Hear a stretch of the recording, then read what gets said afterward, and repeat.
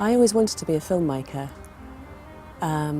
but I never distinguished between writing a story and imagining the way that story would look.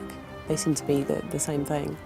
And I think that's why this book is quite visual and it has a strong sense of place.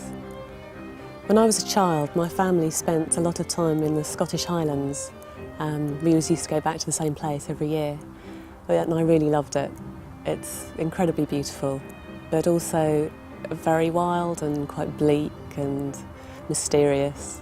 I remember once we were on a picnic and I wandered away from my family into a forest. And after a minute I turned around to go back and I couldn't see anything. Every direction looked exactly the same and I had no idea where anyone was, and I was really disoriented and there was just a feeling of total terror. And I think that relates to the way some of the characters see the wilderness. The book is called The Tenderness of Wolves because I think, for me, wolves represent the things that we're afraid of.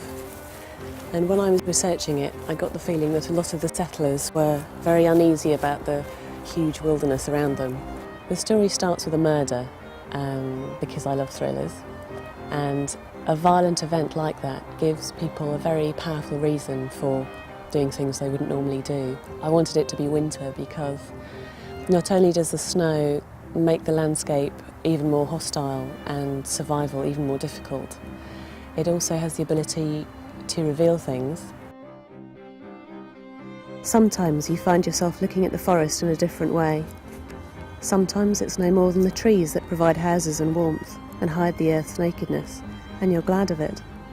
And then sometimes, like tonight, it is a vast dark presence that you can never see the end of.